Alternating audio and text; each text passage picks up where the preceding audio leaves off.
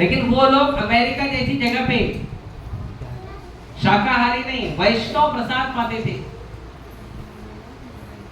जिन लोगों का जीवन जो है केवल जुआ, कसीनो, इन सब में बीतता था, वो लोग भिक्षा मांग के जीवन जी रहे थे। भिक्षा मांग के, भगवान के लिए भिक्षा मांगते थे वो लोग, प्रभुपाद जी के लिए।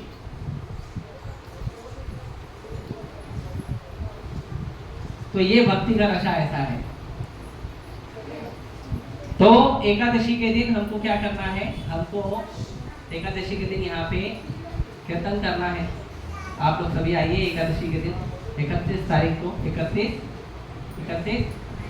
मई जो चल रहा है, तो 31 मई को आप लोग आइए और 31 मई को आप लोग आकर यहाँ पे कीर्तन करिए, भगवान का दर्शन करिए और एकादशी को मनाइए।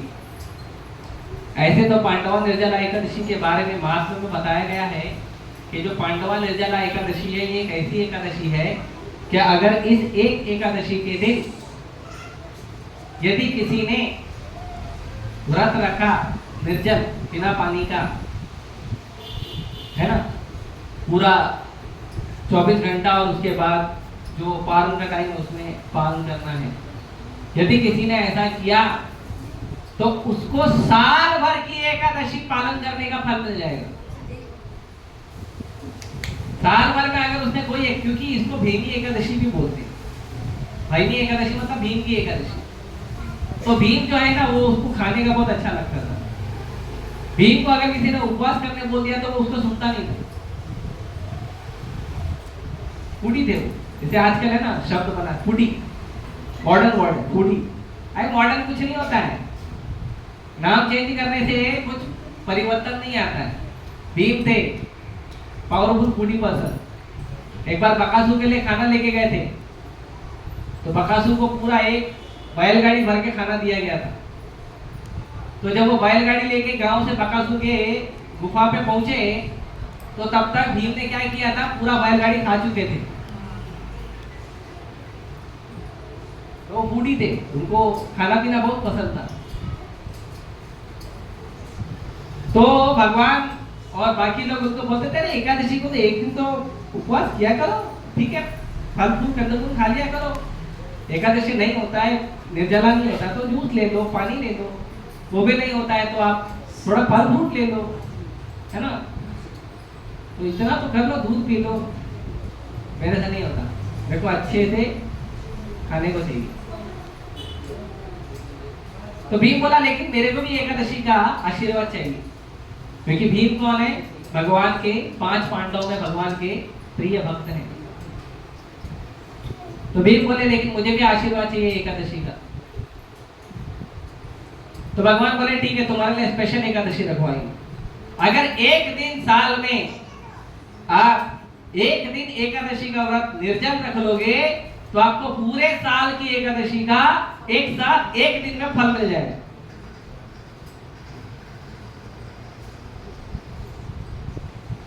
अच्छा है, एक दिन उपवास करना चाहिए।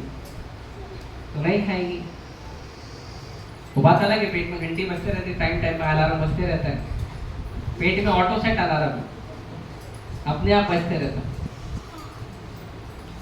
तो अगर हम उपवास रख लेंगे, मान लो, तो ऐसा नहीं है कि उपवास रख लेना और दिन भर सो जाना, ये उपवास नहीं, ये उपवास नहीं। उपवास रख लेंगे, बोलेंगे प्रभु जी जरा ये थोड़ा सेवा कर लीजिए, प्रभु जी निर्जला एकादशी है प्रभु जी, आज उपवास हूं मैं प्रभु जी, मैं सेवा कैसे करूंगा, कमजोर हो क्या प्रभु जी। बेड पे 60 साल के वृद्ध व्यक्ति की तरह ऐसे लेटे रहेंगे, प्रभु जी निर्जल रखा प्रभु जी। तो वैसा एकादशी मत करिए, उससे अच्छा आप दूध पी लीजिए, जूस पी लीजिए, फल खा लीजिए, चलेगा। हालांकि निर्जला एकादशी है, निर्जला करना ही चाहिए, लेकिन सेवा छोड़ के, भगवान का भजन छोड़ के निर्जला एकादशी मत करिए। क्योंकि अगर भूखा रहने से भगवान प्रसन्न होते तो भारत में सड़क पर बहुत लोग भूखा सोते हैं रोज। भगवान भूखे रहने से पसंद नहीं होते आपके। कई लोग भूखे रहते हैं ताकि उनके घर में लोग खाना खा सके, तो दिन भर भूखा रहते हैं, बड़ा पाव समोसा पाव खा के पूरा दिन निकाल देते हैं, तो भगवान उससे बहुत ज्यादा प्रसन्न होंगे, है ना? नहीं, भगवान प्रसन्न होते हैं जब कोई भगवान का नाम जप करता है। हरे कृष्णा कृष्णा कृष्णा हरे हरे, हरे राम राम राम हरे हरे। भगवान प्रसन्न होते हैं जब कोई शास्त्रों के माध्यम से, गुरु के माध्यम से भगवान को सुनने का, समझने का, पढ़ने का प्रयास करता है, तब भगवान प्रसन्न होते हैं। भगवान प्रसन्न होते हैं जब आप अपने प्रेम से भगवान को कुछ भोग लगाइए, भगवान को कुछ दीजिए प्रेम से, तो भगवान प्रसन्न होते हैं। क्योंकि भगवान और आपका शाश्वत प्रेम है, उस प्रेम को वापस से शाश्वत स्तर पे लाने के लिए जब आप प्रयास करते हैं और भगवान की कुछ सेवा करते हैं, तब भगवान प्रसन्न होते हैं। तो एकादशी का मतलब ये नहीं है कि उपवास रख लेंगे, निर्जला रिकॉर्ड बनाएंगे कि मैंने पूरा 24 घंटा उपवास रखा था, पानी नहीं पिया था। वो रिकॉर्ड बनाने के लिए उपवास मत करिए। अगर उपवास करना है तो भगवान का नाम जप करिए। एकादशी के दिन ज्यादा नाम जप करना चाहिए। जैसे प्रभुपाद जी ने कहा है कि हर रोज 16 माला करिए, एकादशी के दिन 25 माला करिए। और निर्जला एकादशी के दिन खाने का टाइम बच गया तो क्या करना है? ज्यादा माला करना है। हम तो देखें कुछ भक्त हैं वो 32 माला करते हैं, कुछ 64 माला करते हैं। आप आइए राधा राजगिरी मंदिर में, हमारे यहाँ एकादशी को, निर्जला एकादशी को कंपटीशन होता है, चैंटिंग कंपटीशन। तो उसमें कुछ भक्त ऐसे हैं जो 100 माला करते हैं, 108 माला करते हैं, 120 माला तक चले जाते हैं। कुछ भक्त जो हैं वो दशमी की रात से ही जप करना चालू कर देते हैं और एकादशी की रात पूरा करके द्वादशी की रात तक जप करते हैं, 140 माला पूरा करते हैं। तो चैंटिंग कंपटीशन होता है, ज्यादा से ज्यादा भगवान का नाम जप करते हैं। हरे कृष्णा कृष्णा कृष्णा हरे हरे, हरे राम राम राम हरे। तो एकादशी का मतलब है भगवान का ज्यादा से ज्यादा नाम जप किया जाए, भगवान की ज्यादा से ज्यादा सेवा की जाए, वो है एकादशी। एकादशी का मतलब नहीं है कि हम उपवास रख ले, नाम के लिए भूखा रहेंगे, हालांकि मन में तो चलता रहेगा ठीक है कल दही चिड़ा मिलेगा। एकादशी के दूसरे दिन दही चिड़ा फेस्टिवल होता है, तो कल हमको दही चिड़ा मिलेगा, मैंगो डाल के, बनाना डाल के, है ना, बढ़िया दही, और उसमें मुनक्का रहेगा, काजू बादाम और किशमिश, है ना। तो उसका चिंतन करते हुए एकादशी नहीं करिए, ठीक है? वो एकादशी नहीं होगी। कुछ लोग क्या है, एकादशी को सुबह जप ही नहीं करते हैं, मंगला आरती में उठते हैं, भगवान का दर्शन करते हैं, जप नहीं करते हैं। जप नहीं हो रहा बोलती,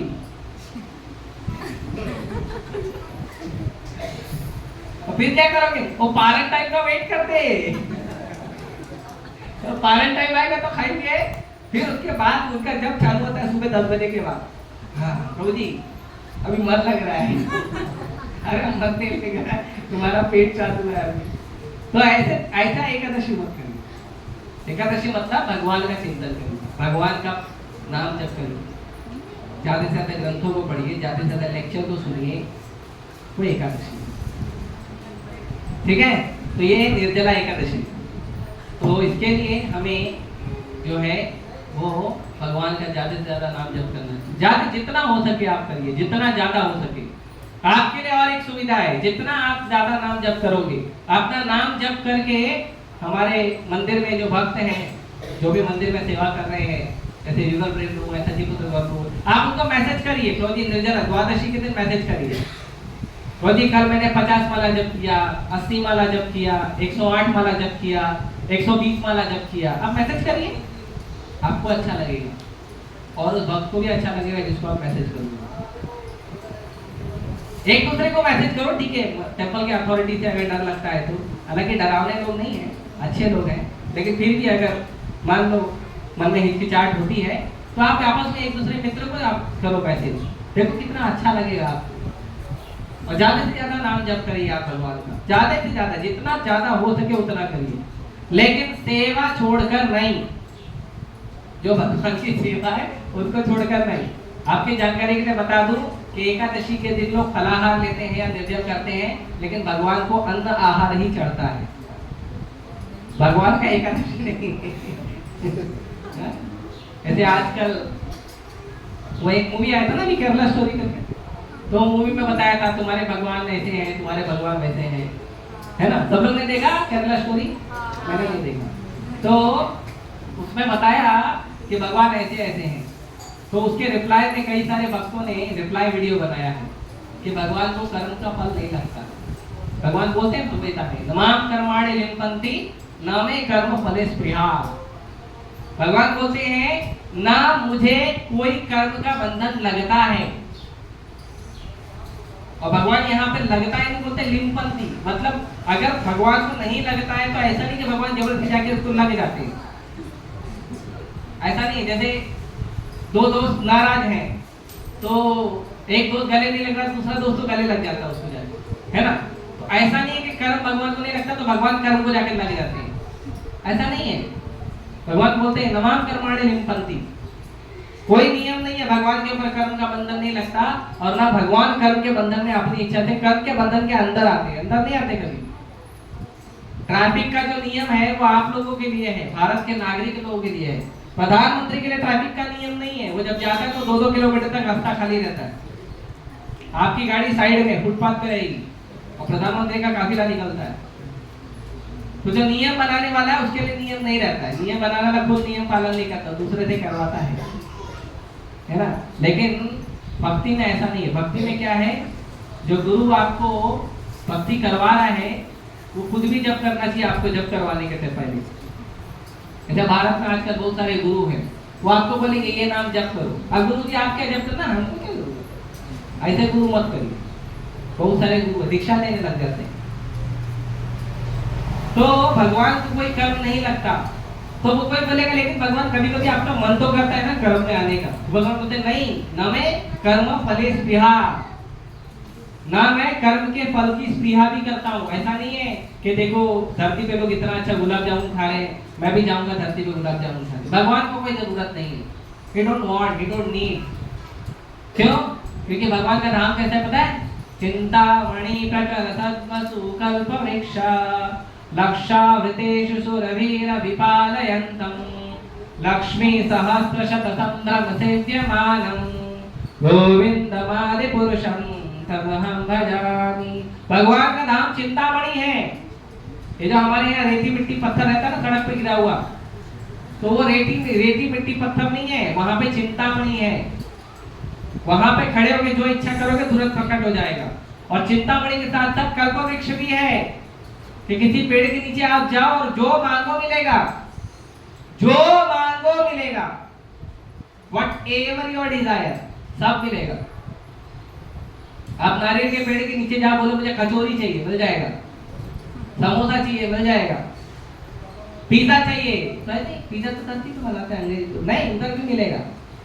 भगवान सब खा लेते हैं, हमारे राधा राजगरी सब खाते हैं, pizza burger pasta macaroni noodles सब खाते हैं। राधा राधा आओ कभी मंदिर, हमारे राधा राजगरी मंदिर देखो, सब खाते हैं भगवान। कभी कभी लोग आके आश्चर्यचकित होते हैं, आप लोग ये सब भी बनाते हैं क्या? हम बनाते नहीं है, भगवान खाते हैं, हमारे भगवान सब खाते हैं, क्योंकि भगवान जगन्नाथ है। पूरे जगत में जो कुछ होता है सब खाते हैं भगवान। तो लेकिन हमको एकादशी के दिन विशेषकर हमको नाम जप करना चाहिए और कुछ नहीं करना चाहिए, ठीक है? तो एकादशी आप लोग पालन करिए, एक दूसरे को बताइए, मंदिर के अधिकारियों को बताइए और आगे बढ़िए। और आज हम चर्चा करेंगे भगवान जगन्नाथ जी की रथ यात्रा की।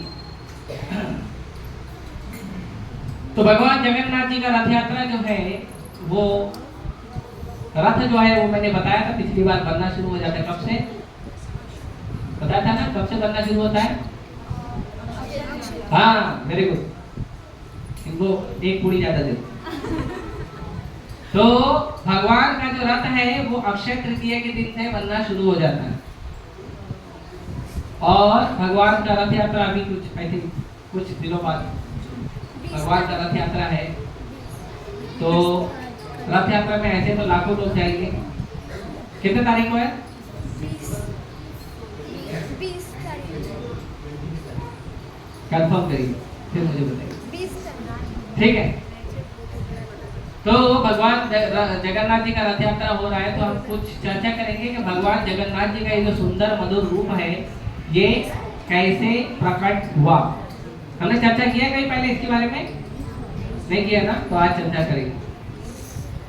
तो बंगाल में एक देश है मालदा, एक छोटा सा जगह है, गांव है मालदा। और मालदा में एक छोटा सा राज्य है जहां जिसका नाम है अवंतीपुर। तो वहां पे एक राजा थे महाराज इंद्रदुम्न।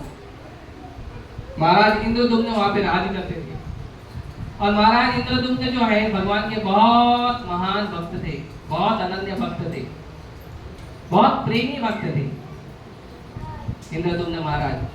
और वो वैसे ही पालन करते थे अपनी प्रजा का जैसे भगवान श्री राम या महाराज युधिष्ठिर या महाराज परीक्षित करते थे, वैसे ही पालन करते थे। राजा और प्रजा दो शब्द है। तो राजा मतलब भगवान का उत्तराधिकारी, मतलब भगवान की ओर से प्रजा को भगवान की सेवा में लगाने वाला व्यक्ति। राजा सेकुलर नहीं होना चाहिए, धर्मनिरपेक्ष नहीं होना चाहिए, धर्म के सापेक्ष होना चाहिए।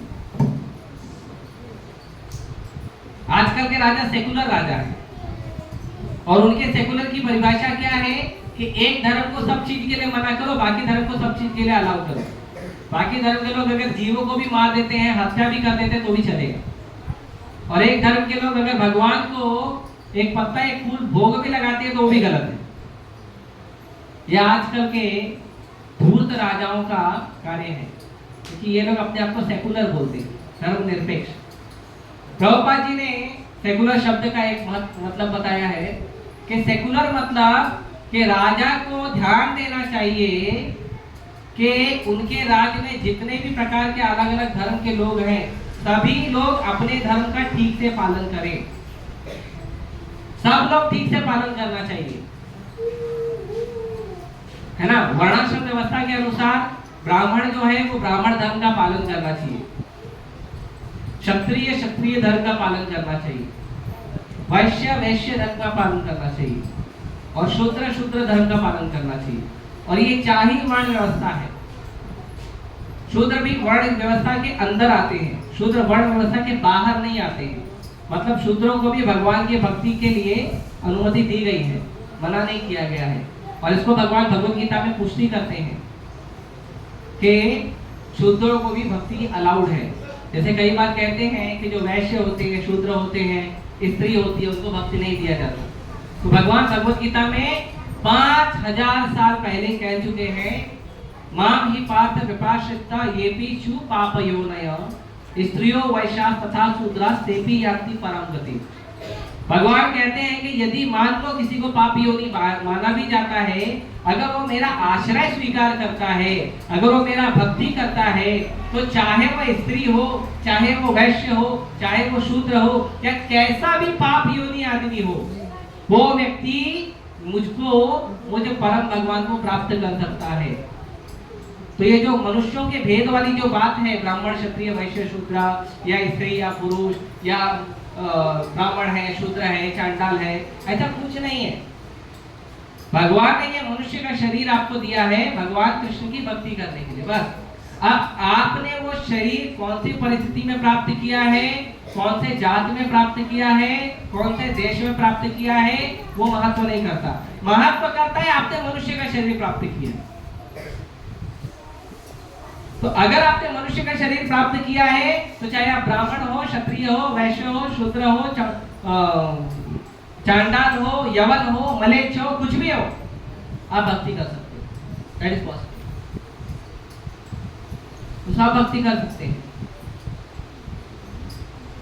तो ये राजा का धर्म है कि ध्यान देना, जो व्यक्ति जिस धर्म का है उस व्यक्ति को उस धर्म का पालन करना चाहिए। जैसे मान लो आजकल धर्म बन गए हैं हिंदू मुस्लिम क्रिश्चियन, ये सब धर्म तो नहीं है, पंथ है। हिंदू भी धर्म नहीं है, हिंदू पंथ है। धर्म केवल सनातन है, क्योंकि धर्म का मतलब होता है स्वरूप। कितने लोगों को पता है धर्म का मतलब? कुछ दिनों पहले, 2-3 दिन पहले हमारे मंदिर में कुछ कॉलेज स्टूडेंट आए थे, तो मैंने उनको पूछा आप मंदिर क्यों आते? बोलते प्रभु जी हम अपने धर्म का पालन करने आते हैं। बोला ठीक है, धर्म शब्द का मतलब क्या है? सब मुंह बंद हो गया। धर्म का मतलब होता है आपका स्वरूप, आपका ओरिजिनल आइडेंटिटी, उसको बोलते हैं धर्म। जैसे शक्कर का धर्म है मिठास, शक्कर में से मिठास निकाल दिया तो क्या बचेगा? पाउडर। तो वो शक्कर नहीं है। पानी का धर्म है तरलता, बहना। अगर पानी बह नहीं सकता, पानी भाप बन जाता तो वो भाप है, वो पानी नहीं है। अगर पानी को आपने जमा दिया वो बर्फ बन जाएगा, वो पानी नहीं रहेगा। पानी मतलब तरल होना चाहिए। पत्थर का धर्म है कठोरता। अगर पत्थर कठोर नहीं है तो पत्थर थोड़ी है, मिट्टी है। तो वैसे ही मनुष्य का क्या धर्म है? तो चैतन्य महाप्रभु बताते हैं जीवेर स्वरूप होय कृष्णेर नित्य दास, कि मनुष्य का एक ही धर्म है और वो है पूर्ण पुरुषोत्तम भगवान श्री कृष्ण का दास बनना, उनका सेवक बनना, यही धर्म है। अब वो आप दास बनने का काम चाहे हिंदू धर्म में करो, चाहे मुस्लिम धर्म में करो, चाहे क्रिश्चियन धर्म में, किसी भी धर्म में करो, लेकिन आपका काम है भगवान कृष्ण का सेवक बनना। बात खत्म। यही धर्म का मतलब है, धर्म का और कोई मतलब नहीं है। तो राजा का ये कर्तव्य है इस चीज का ध्यान देना। अगर राजा ऐसा नहीं करता तो वो ठीक राजा नहीं है। राजा बोलता नहीं तुम लोग जो धर्म वाले हो ना, तुम लोग ठीक नहीं, ये धर्म वाले अच्छे हैं, तो राजा गड़बड़ आदमी, वो ठीक राजा नहीं। तो राजा का मतलब होता है जो भगवान का रिप्रेजेंटेटिव। वो नल बह रहा है, बंद करवा चाहिए, किसी को भेजी। तो राजा का जो कर्तव्य है वो है भगवान का प्रतिनिधित्व करना।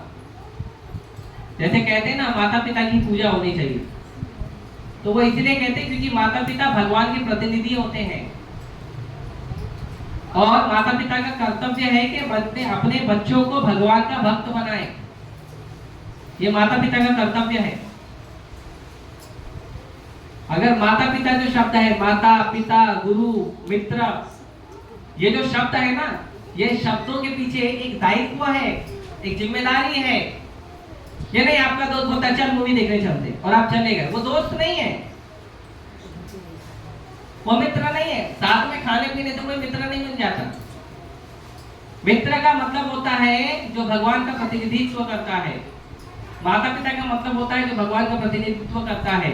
गुरु का मतलब होता है जो भगवान का प्रतिनिधित्व करता है। वो माता है, वो गुरु है, वो मित्र है, वो बंधु है, वो राजा है।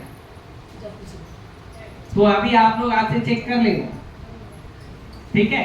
लेकिन अपने कर्तव्यों का निर्वाह करते हुए, ये नहीं कि बेटा बोलेगा नहीं मम्मी मेरे को मंदिर जाने से मना करती, तुम मेरी मम्मी नहीं हो, ऐसा नहीं। माता पिता अपने कर्तव्य का पालन कर रहे हो या नहीं कर रहे हो, बेटे को जरूर करना चाहिए, बच्चों को जरूर करना चाहिए। नहीं तो आपने क्या सीखा? आपने भी दोष लगाना सीखा, तो फायदा क्या? आप बच्चा किधर बने, संस्कार किधर है आपके अंदर? अगर आप भी ठीक है, माता पिता ने आपको भक्ति के अंदर नहीं लाया, भगवान की कृपा से आपको भक्ति मिल गया, अब आप जाके घर पे माता पिता से झगड़ा कर रहे हो, तो फिर आप बच्चे का हो। बच्चों का मतलब क्या होता है? जो माता पिता के बच्चे, उनका मतलब क्या? माता पिता का सेवा करना। आजकल सेवा कोई नहीं करता। लड़का तो भूल ही जाओ, लड़का तो बोलता है नहीं हम तो शादी करने वाले लोग हैं, है ना, तो हम तो घर में नौकरानी लाएंगे, तो हम क्यों काम करें। और लड़कियां बोलती है ठीक है अभी तो सब ऑर्डर हो गया है ना, सब ऑर्डर मिलता है स्विगी से, जोमेटो से, टमाटो से, किधर से मिलता है, तो वो लोग भी नहीं करती हैं, होटल से मंगा लेंगे। ऐसे काम नहीं चलेगा। जब आप देख रहे हो आपके पिताजी बहुत मेहनत करके घर में रोटी ला रहे हैं, जब आप देख रहे हो आपकी माँ, आप भले स्कूल में कॉलेज में होते हो, लेकिन आपकी माँ का चिंतन बरोबर रहता है आपके ऊपर कि मेरा बेटा आएगा, मेरा बेटी आएगी तो क्या खाएगी, रहता है ना चिंतन। तभी तो आप जैसे ही घर पे पहुंचते हो तो आपको घर पे रोटी मिल जाती है, नाश्ता मिल जाता है, प्रसाद मिल जाता है, तो उनका चिंतन होता है ना। तो हम क्या सीखे उससे? जय श्री श्री राधा सुंदर भगवान की, श्री श्री गौनिताय की, श्री श्री जगन्नाथ बलदेव सुभद्रा महारानी की, श्री प्रभुपाद की। तो ये हमको सीखना चाहिए। कोई व्यक्ति गलत है और हम भी गलत है, तो हम में और उनमें अंतर क्या है? ऐसे कोई बोलता प्रभु जी उससे मेरे को गुस्सा किया, तो ठीक है गुस्सा है लो। नहीं प्रभु जी मैं क्यों सहूं? वो गुस्सा करेगा मैं सहूंगा? अच्छा ठीक है, वो गुस्सा करने वाला सहने वाला बनो ना। तो हमको दोनों टिक फॉर टैट नहीं होना चाहिए, दहले पे दहला। ये बहुत खराब आदत है। हरे कृष्ण, ये बहुत खराब आदत है, टिक फॉर टैट नहीं होना। तो राजा का धर्म है कि अपनी प्रजा को भगवान की भक्ति में लगाए। हरे कृष्ण। आपको नहीं लेक्चर सुनना, आप बाहर जाके बात कर सकते हैं। जिनको लेक्चर सुनना वो बैठिए प्लीज, ठीक है? क्योंकि हफ्ते में एक दिन इतने सारे लोग टाइम निकाल कर आते हैं, और एक व्यक्ति की वजह से इतने सारे लोग डिस्टर्ब होंगे तो अच्छा नहीं। ये गंभीरता समझना चाहिए। आपका काम इंपॉर्टेंट है, अच्छी बात है, लेकिन आपके काम के साथ साथ इतने लोगों का टाइम भी इंपॉर्टेंट है, वो भी समझना चाहिए। तो राजा का ये धर्म है कि राजा को समझना चाहिए कि हर व्यक्ति को, हर जीव को भगवान की भक्ति में लगाए। तो महाराज इंद्रदुम्न ऐसे राजा थे, भगवान के भक्त थे, प्रेमी भक्त थे। तो महाराज इंद्रदुम्न जो हैं वो एक बार जो है भगवान का यज्ञ करवा रहे थे। अब ये सतयुग की बात है, सतयुग का लोग भगवान का ध्यान करते थे, भगवान का भक्ति प्राप्त करने के लिए। तो महाराज इंद्रदुम्न की इच्छा हुई कि मुझे भगवान का दर्शन करना है, श्री भगवान को फेस टू फेस दिखना है। तो उनकी इच्छा हुई और उन्होंने जिस ब्राह्मण से यज्ञ करवा रहे थे उस ब्राह्मण से पूछा कि क्या पृथ्वी पे ऐसी कोई जगह है जहां पे मैं भगवान का दर्शन कर सकता हूं? तो ब्राह्मण ने बोला ठीक है, मैं पता करके बताता हूं, तो 1-2 दिन के बाद आप सभा लगाइए, मैं बताता हूं। तो ब्राह्मण ने क्या किया? ब्राह्मण ने दुनिया में जितने भी तीर्थ यात्रा करते हैं, तो तीर्थ यात्रियों को पता होता है कि कौन कौन सा धाम है, धाम का क्या महिमा है ना, ये पता होता है उनको। तो सारे तीर्थ यात्रियों को बुलाया उन्होंने, और सारे तीर्थ यात्रियों को बुलाकर उन्होंने ये प्रश्न पूछा कि क्या संभव है इस युग में भगवान का दर्शन करना? ध्रुव महाराज जब भगवान का भक्ति करने गए थे तो उनको नारद मुनि ने बताया था कि भगवान ऐसे ऐसे दिखते हैं। भगवान का आंख ऐसा है, नाक ऐसा है, कान ऐसा है, केश ऐसे हैं, भगवान का हाथ ऐसा है, पैर ऐसा है। ये भगवान का डिस्क्रिप्शन दिया था नारद मुनि ने। तो ये जो भगवान के सुंदर विग्रह आप देख रहे हैं, गौर निताई, जगन्नाथ, बलदेव, सुभद्रा, ये इमेजिनेशन नहीं है, ये एक्चुअल फॉर्म है। इसके लिए विग्रह का मतलब होता है रूप। विग्रह का मतलब मूर्ति नहीं होता, विग्रह का मतलब होता है रूप। जो भगवान का रूप है उसी रूप में आपने बनाया, इसके लिए विग्रह बोलते हैं, मूर्ति नहीं बोलते हैं। भगवान के श्री विग्रह कहा जाता है उसे। तो सभी तीर्थ यात्रियों को पूछा गया, तो क्योंकि सतयुग में भगवान की विग्रह सेवा नहीं होती थी। आप लोग कितने भाग्यशाली हो, हम सब कितने भाग्यशाली हैं कि आज आप कहीं भी चले जाइए, आपको भगवान के विग्रह दर्शन होते हैं। कहीं भी चले जाइए, आपको भगवान का विग्रह दर्शन होता है। कुछ नहीं तो हर इस्कॉन मंदिर में तो हो ही जाएगा। आपको भगवान का प्रॉपर रूप पता है, उसके बावजूद कुछ लोग बोलते नहीं भगवान है तो दिखाओ। अरे देखो, आओ हमारे श्री श्री राधा ब्रज सुंदर मंदिर में आओ, देखो भगवान है, देखो यही भगवान है। नहीं, ये तो मूर्ति है। तो ऐसे लोगों को भगवान नजर भी, भगवान अगर सामने भी आ गया ना, ऐसे लोग दर्शन कर नहीं पाएंगे। तो दुर्योधन के सामने भगवान ने अपना विश्व रूप प्रकट किया था। दुर्योधन, कर्ण, अश्वत्थामा सब असुर थे। भगवान विश्व रूप प्रकट कर रहे हैं और ये लोग भगवान को बंदी बनाने जा रहे हैं। तो अगर आपके हृदय में श्रद्धा नहीं है, आपको भगवान के लिए प्रेम नहीं है, तो भगवान सामने आ भी जाएंगे ना तो आप भगवान को पहचान नहीं पाओगे। भगवान को पहचानने के लिए ट्रेनिंग लेना जरूरी है। वो किसके अंडर में? टीवी के, सीरियल के, वो जो बाबा पान खाने वाले हैं, तंबाकू खाने वाले हैं, उनसे, यूट्यूब से, फेसबुक से, व्हाट्सएप यूनिवर्सिटी से, कहां से? भगवान के शुद्ध भक्त के मार्गदर्शन से, और कहीं से नहीं। आजकल हम लोगों को भी कभी कभी कुछ लोग आप बात करो ना मेरे से, तो सबसे पहले मैं उनको एक प्रश्न पूछता हूँ और 99% लोग भाग जाते हैं, कोई खड़े नहीं होता। एक प्रश्न मैं पूछता हूँ कि आप जो बात भगवान के बारे में मेरे सामने रखोगे, उस बात के साथ आपको शास्त्र का प्रमाण भी जोड़ना पड़ेगा कि आपसे ये बात कहां से बोल रहे, कौन से अध्याय के कौन से श्लोक से बोल रहे। और बाकी भाग जाते हैं सब, कोई रुकता ही नहीं है, क्योंकि शास्त्रों से पढ़ा हो तब ना बोलेंगे।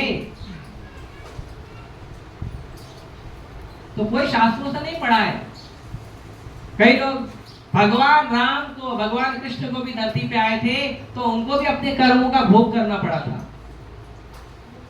और यहाँ ब्रह्म संहिता में ब्रह्मा जी कहते हैं कि कर्माणि निर्धाते किंतु च भक्ति भाजम गोविंदम आदि पुरुषम तमम भजामि। भगवान के अंदर इतनी शक्ति है कि भगवान आपके कर्म को जड़ मूल से राख कर सकते हैं, जला के, और वो भगवान अपने कर्मों में बंधे हुए।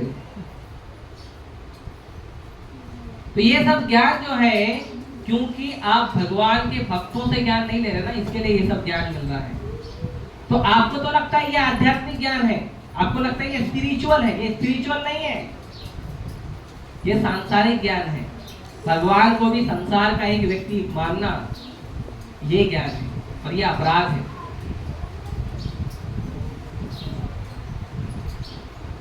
तो महाराज इंद्रदुम्न ने सभी तीर्थयात्रियों को बुलाए और सभी तीर्थयात्रियों को जब ये प्रश्न पूछे तो कोई बता नहीं पाया।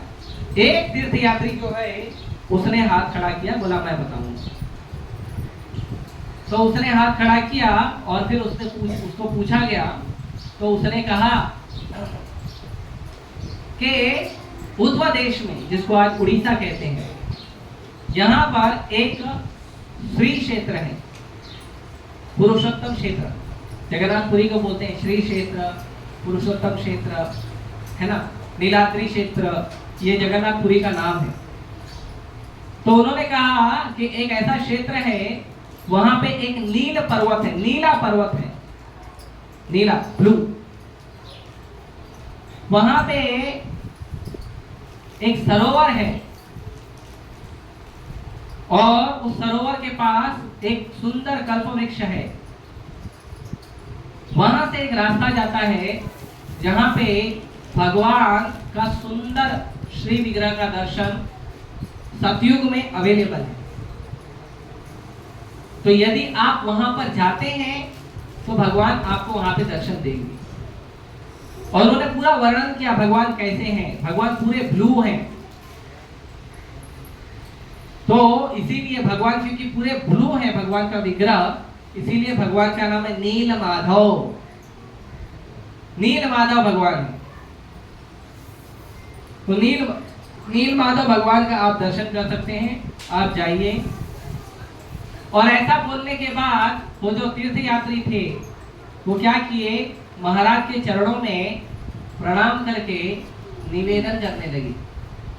क्या निवेदन करने लगे पता है? दक्षिणा चाहिए, दक्षिणा मांगने के लिए वो निवेदन करने लगे कि हे राजा, कृपया करके आप जाइए और भगवान का दर्शन करिए। यही भाव हमें प्रभुपाद जी ने दिया है। हमने दर्शन किया है भगवान का, बहुत अच्छी बात है। आप आते हो मंदिर में, श्री श्री गौर निताई का, श्री श्री जगन्नाथ बलदेव सुभद्रा का, शालिग्राम का सुंदर दर्शन करते हो आप। तो दर्शन करने के बाद हमारा दूसरा दायित्व तो ये बनता है कि जाके संसार में हर व्यक्ति को बताएं कि आप आइए इस मंदिर में और भगवान का सुंदर विग्रह का दर्शन करिए। बहुत बड़ी सेवा है ये बहुत बड़ी सेवा है कि आप मंदिर में आए हो दर्शन करने, और मंदिर में दर्शन करने के बाद आप जाके बाहर अपने मित्रों को, अपने संबंधियों को, जो जो व्यक्ति आपसे मिलता है उस व्यक्ति को आप जाके बोलो कि आइए इस मंदिर में भगवान का दर्शन करने। ये बहुत बड़ी सेवा है। आप सोचिए, आप जितने लोग हैं अगर एक एक आदमी बताएगा तो अगले हफ्ते डबल हो जाएगा। तो ये सेवा है। चैतन्य महाप्रभु नित्यानंद प्रभु को बोले जाओ प्रचार करो, लोगों को हरिनाम दो, लोगों को भगवान का कृपा बताओ, कृष्ण कथा करो। तो नित्यानंद प्रभु अपने दांत में घास का टुकड़ा लेकर चरण पकड़कर जीव को, बद्ध जीव को बोलते थे एक बार बोलो गौर हरि, एक बार भगवान का नाम जप करो। तो सोचो नित्यानंद प्रभु जो बलराम जी हैं, जब वो ऐसा करते हैं तो हमको कितना नम्र होना चाहिए। हम तो गए किसी को बोले चलो भगवान का दर्शन, तुम्हारा भगवान होता है क्या? बस उतना ही गुस्सा आ जाता हमको। ऐसा नहीं होना चाहिए। नम्र भाव से, प्रेम से निवेदन करते हुए व्यक्ति को मंदिर में आमंत्रित करना चाहिए, लेक्चर के लिए आमंत्रित करना चाहिए, जप करने के लिए आमंत्रित करना चाहिए। यह हमारा सेवा है। तो तीर्थयात्री ही राजा के चरणों में प्रणाम करके रिक्वेस्ट कर रहा है कि प्लीज आप भगवान नीलमाधव का दर्शन करने जरूर जाना। तो राजा प्रसन्न हुए और वो तीर्थयात्री जब खड़े हुए, राजा को प्रणाम किया। प्रणाम करते ही वो तीर्थयात्री अदृश्य हो गए। तो राजा ने अपने जो राजगुरु है उनको पूछा कि भगवान का अब तो पता चल गया, एड्रेस मिल गया है, तो भगवान को दर्शन करने जाना चाहिए। तो उनके गुरु ने बोला हाँ ठीक है, जाना तो चाहिए, तो क्या करना चाहिए आप बताइए। तो राजा ने कहा हम यहाँ पे करेंगे क्या, पूरे राज्य को ले आओ और लेकर चलो सीधा नीलाद्रि पर्वत। पूरा राज्य वहीं बसेगा, वहीं दर्शन करेगा, वही जीवन है। भगवान का दर्शन, भगवान का सेवा, भगवान का प्रसाद, यही जीवन है, दूसरा कुछ जीवन है नहीं। तुम्हारा जितना ने बोला पूरा का पूरा जो हमारा राज्य है वो वहीं जाके बसेगा। तो गुरु ने कहा, राजगुरु ने कहा देखिए ऐसा कर सकते हैं, हम एक व्यक्ति को पहले वहां भेजेंगे, वो व्यक्ति हमारे लिए पूरा मानचित्र पठन पूरा करके आएंगे, और फिर जब वो आएंगे तो फिर हम उनके साथ क्या करेंगे, जाएंगे, पूरा पूरा का पूरा राज्य जाएगा भगवान का सुंदर दर्शन करने के लिए। तो उन्होंने एक विद्यापति को, विद्यापति नाम के एक जो बहुत ही उनके खास थे, उनके एकदम भाई समान थे विद्यापति, उनको उन्होंने बोला कि ये जो तीर्थयात्री ने जो हमको एड्रेस बताया है, इस एड्रेस पर आप जाइए, भगवान नीलमाधव का दर्शन करिए और फिर आकर पूरा आपको अरेंजमेंट बताइए। क्योंकि राजा जाता तो राजा तो अकेले जाता नहीं है, राजा जाता है तो पूरा बड़ा काफिला लेके जाता है ना, अपने पूरा सैन्य बल, पूरे जितने भी पार्षद होते हैं राजा के, उनको साथ में लेके जाते हैं। तो प्रभुपाद जी भी इस चीज को उदाहरण देके बताते हैं कि जब राजा जाता है तो पूरे के पूरे अपने सैन्य बल को, अपने पार्षदों को लेकर जाता है। तो भगवान भी जब रहते हैं तो जब बोला जाए भगवान कृष्ण, तो कृष्ण अकेले नहीं रहते, कृष्ण अपने पार्षदों के साथ रहते हैं। इसलिए भागवतम में जो श्लोक है, कृष्ण वर्णम कुशा कृष्णम सांगो पांगो सपार्षद। चैतन्य महाप्रभु धरती पे आए तो कैसे आए, कैसे आए, अकेले नहीं आए चैतन्य महाप्रभु, सांगो उपांगो सपार्षद, सांग उपांग और पार्षदों के साथ। ये सब अलग अलग कैटेगरी है भगवान के पार्षदों की। तो भगवान अकेले कभी नहीं रहते। जब कहा जाए कृष्ण, राम, नरसिंह, वराह, महाप्रभु, जगन्नाथ, ये अकेले नहीं रहते हैं। भगवान कभी अकेले नहीं रहते, भगवान के साथ हमेशा कोई ना कोई भक्त होगा। एक बार एक भक्त को मैं एक फोटो दिखाया, वैसे इंटरनेट पे कभी कभी कुछ अच्छे सुंदर फोटो घूमते हैं भगवान के। तो जैसे मैंने दिखाया उसने बोला प्रभु जी फोटो तो बड़ा सुंदर है लेकिन ये इस्कॉन का नहीं है। मुझे तो पता है इस्कॉन का नहीं है। बोला कैसे पता कि आपने इस्कॉन का फोटो नहीं, इस्कॉन के भक्तों ने नहीं बनाया है। तो उन्होंने कहा कि क्योंकि अगर इस्कॉन के भक्त बनाते तो भगवान के साथ कोई ना कोई जरूर होता। भगवान के साथ या तो राधा रानी होती, या तो बलराम जी होते, या तो उनके सखा होते, या तो जो तोता होता, या तो मोर होता, या तो यमुना नदी होती, कोई ना कोई पार्षद जरूर होता भगवान के साथ। या तो गैया होती, या तो बछड़े होते। भगवान कभी अकेले नहीं रहते। भगवान हमेशा अपने भक्तों के साथ रहते हैं। इसीलिए कभी भी भगवान को अकेला मानना या अकेला समझना गलत है। तो प्रभुपाद जी एग्जांपल देते हैं। Krishna means not only Krishna, Krishna means Krishna with all his associates.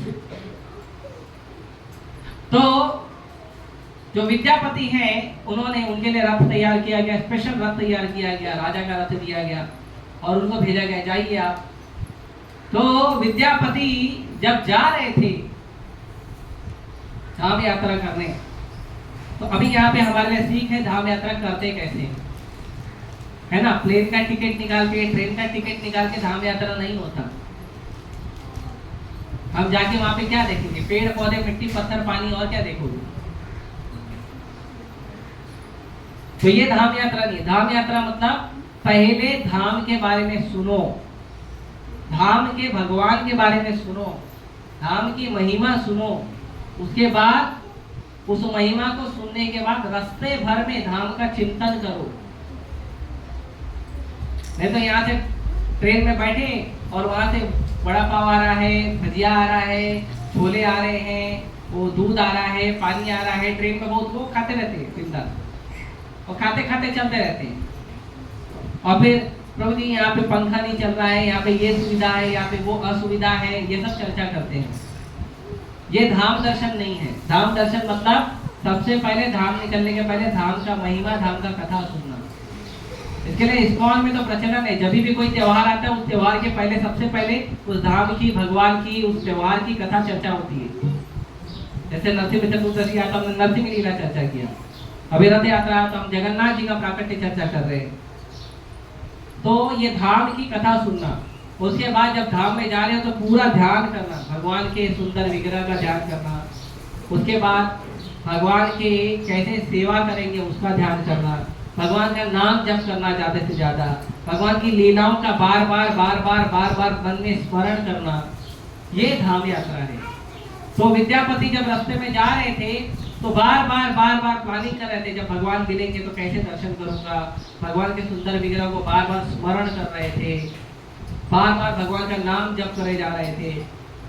और जब करते करते वो पुरुषोत्तम क्षेत्र पहुंचे। पुरुषोत्तम क्षेत्र पहुंचने के बाद विद्यापति ने देखा कि वहां पे थोड़ा दूर पे एक जंगल था।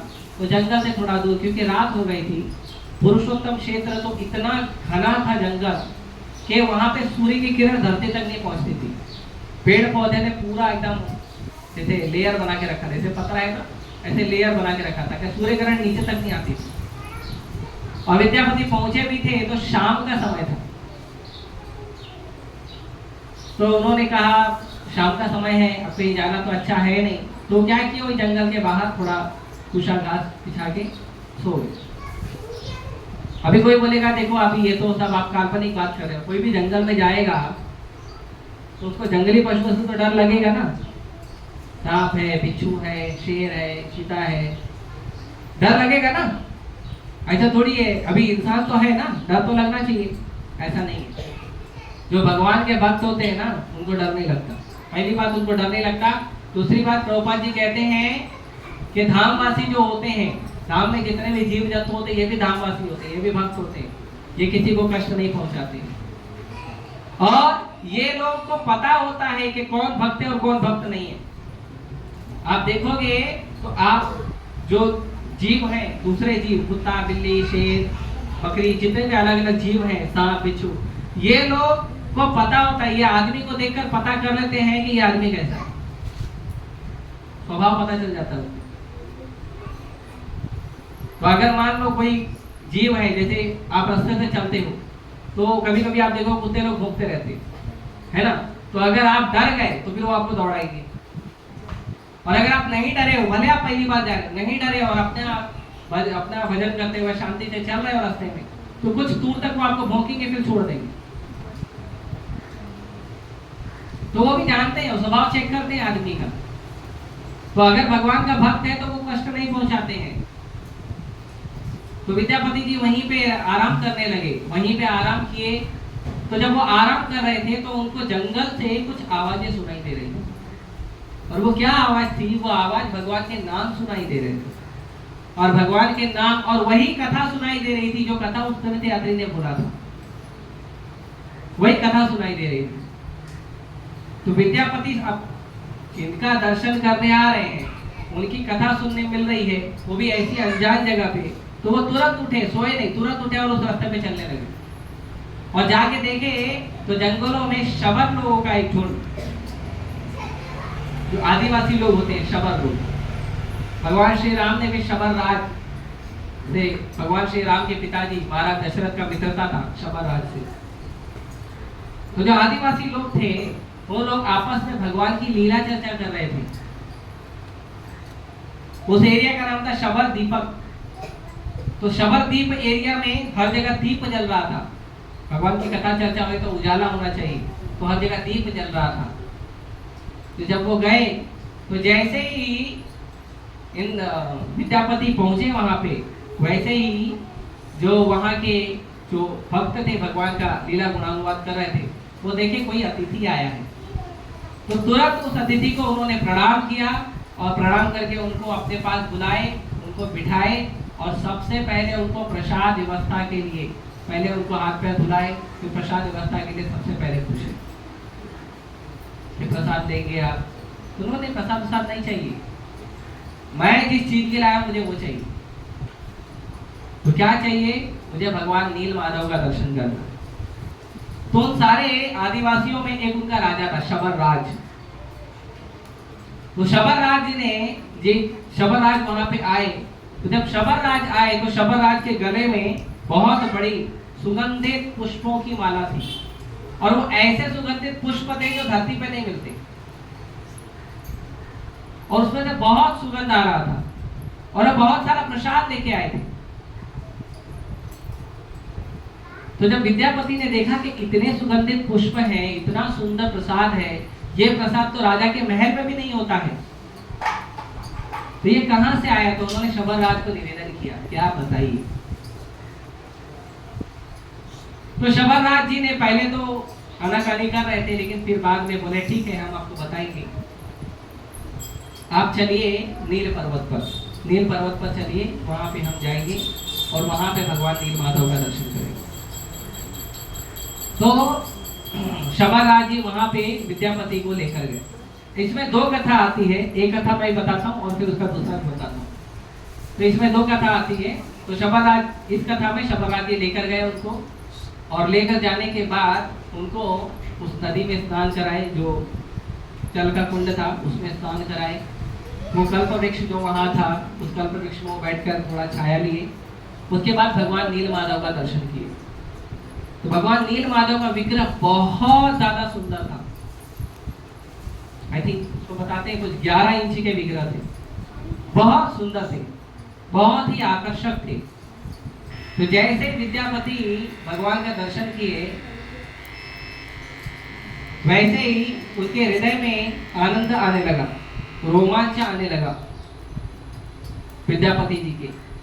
विद्यापति ने भगवान का सुंदर दर्शन किया, आनंद से भगवान को प्रणाम किए, और भगवान को भी धन्यवाद किए, शबर राज को भी धन्यवाद किए कि आपकी कृपा से मुझे भगवान का दर्शन प्राप्त हुआ। उसके बाद शबर राज ने कहा, देखिए प्रभु, यहाँ से जल्दी चलना पड़ेगा, क्योंकि यहाँ पे जंगल है, यहाँ पे जो है वन्य जीव होते हैं।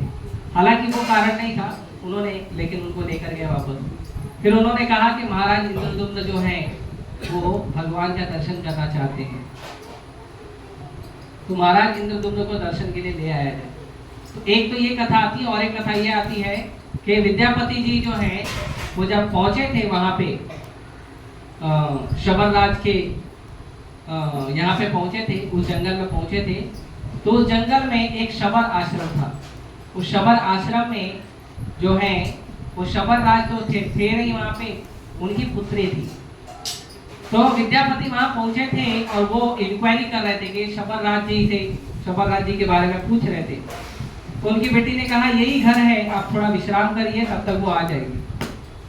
तो विद्यापति वहाँ पे विश्राम किए, फिर शबर राज वहाँ पे आए और फिर कुछ दिन विद्यापति वहीं रुके थे। फिर रुकने के बाद विद्यापति और जो शबर राज जी की पुत्री हैं उनका आपस में प्रेम हुआ और उनका विवाह हो गया। और विवाह होने के बाद जो है विवाह होने के बाद एक दिन विद्यापति ने अपने पत्नी को पूछा कि आपके पिताजी रोज कहाँ जाते हैं रात को। और जब वो जाकर आते हैं तो उनके शरीर से बहुत अद्भुत सुगंध आती है, और ये जो प्रसाद वो लेकर आते हैं ये प्रसाद भी अद्भुत है, ये धरती का नहीं है। तो कहाँ से आता है ये प्रसाद?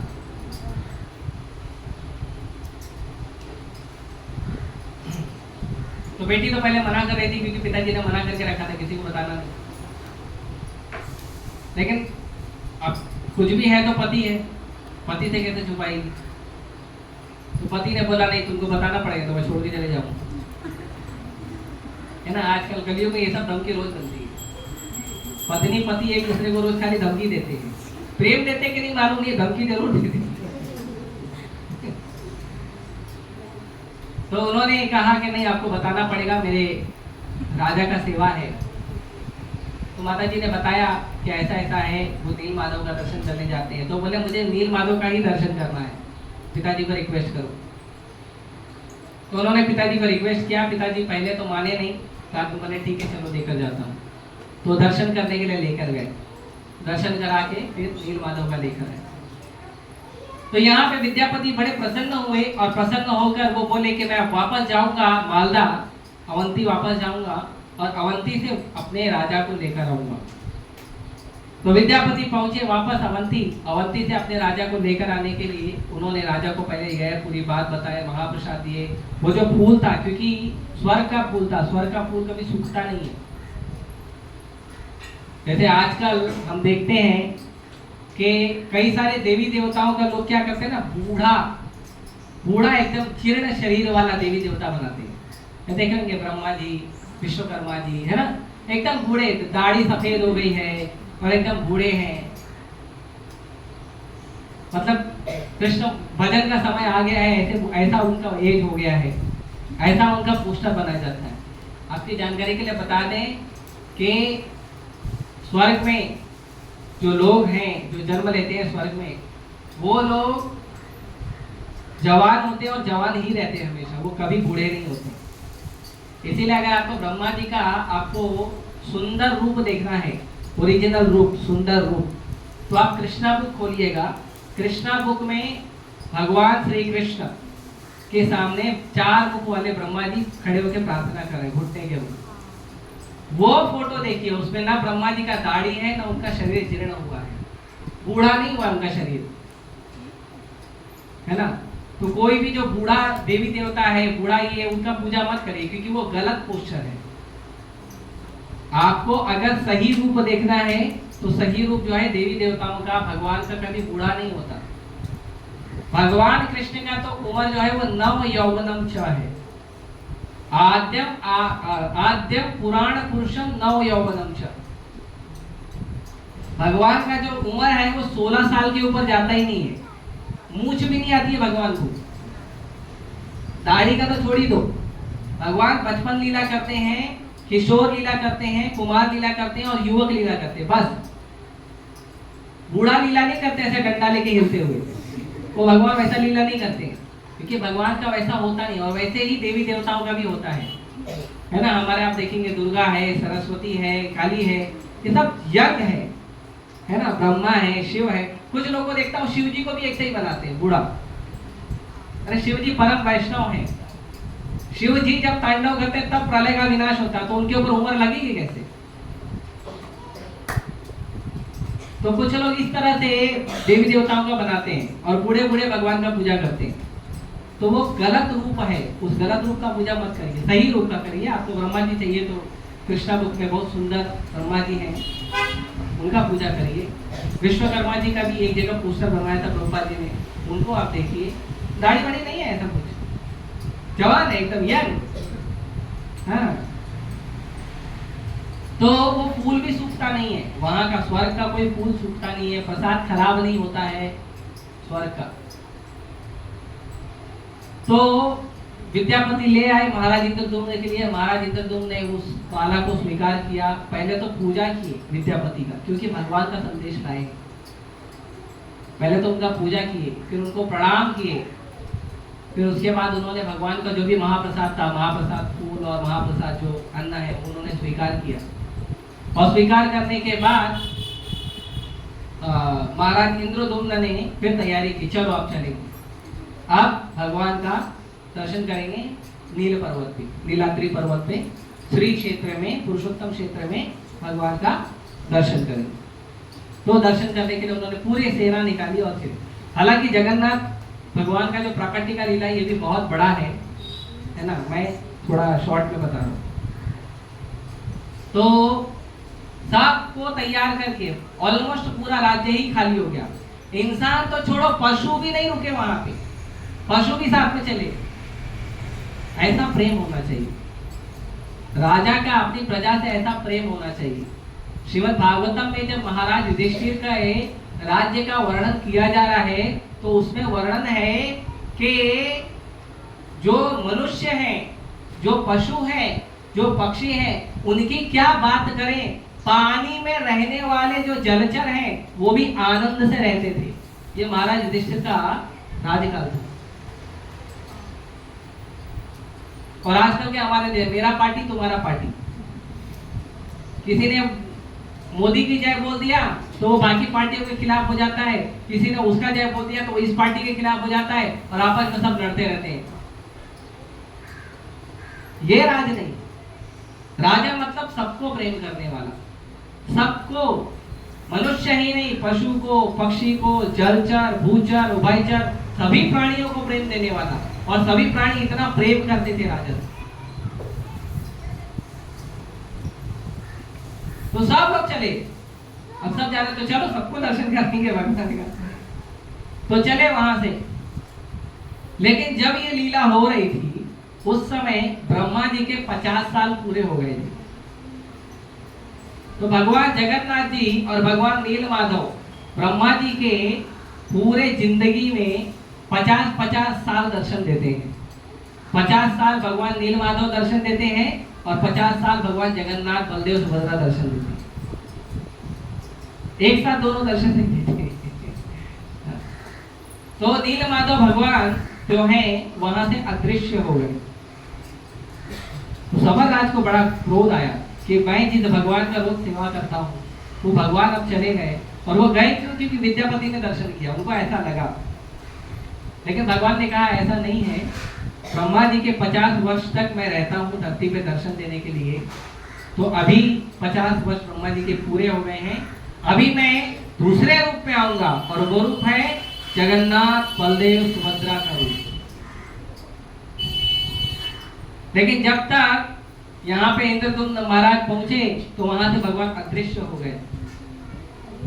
तो महाराज इंद्रद्युम्न जो है अपने आप को बहुत कोसने लगे। हम लोग तो भगवान को कोसते, इतना दूर से आया, पहले पूरा बेच के इंफॉर्मेशन वगैरह सब लिया, उसके बाद भी दर्शन नहीं दिए, ये क्या हो गया?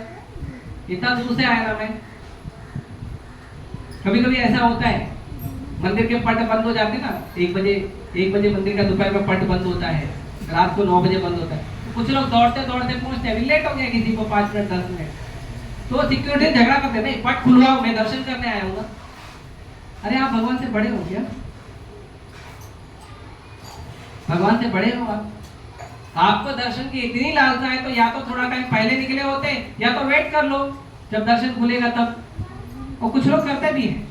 अब राधा राधे मंदिर में आइए, बरोबर आप 1:05 पाओगे ना, 10-12 लोग खड़े रहेंगे बाहर, दर्शन नहीं होता उनका। वो लोग वेट करते हैं 4 बजे तक, 3 बजे एंट्री मार के 3 बजे से लेकर मंदिर में ही बैठे रहते हैं, 1 घंटा 1.5 घंटा मंदिर में ही बैठे रहते हैं, भगवान का दर्शन करके जाएंगे। 4 बजे जब मंदिर खुलता ना तो पूरा मंदिर हाउसफुल रहता है, तो ऐसे उत्कंठा होनी चाहिए, या तो वेट करो या तो जल्दी निकलो। लेकिन महाराज इंद्रदुम्न ऐसा नहीं कर रहे थे। महाराज इंद्रदुम्न अपने आप को कोस रहे थे कि शायद मैंने कोई बहुत महान पाप किया है, शायद मैंने कोई वैष्णव अपराध किया है, जिसकी वजह से भगवान मुझे दर्शन नहीं दे रहे थे। और बहुत रोने लगे, क्योंकि जो प्रेमी भक्त होते हैं दर्शन नहीं मिलता है तो विरह में रोते हैं। इसीलिए श्रीमती राधा रानी जो है वो विरह में रोती है ना। उनका अपना ओरिजिनल आंसू नहीं होता है। भगवान श्री राम सीता मैया के विरह में रो रहे थे। प्रभुपाद जी उसके एक लेक्चर में कहते हैं कि भगवान श्री राम एक सीता के लिए रो रहे थे। तो ऐसा नहीं है कि भगवान श्री राम के पास सीता की कमी है।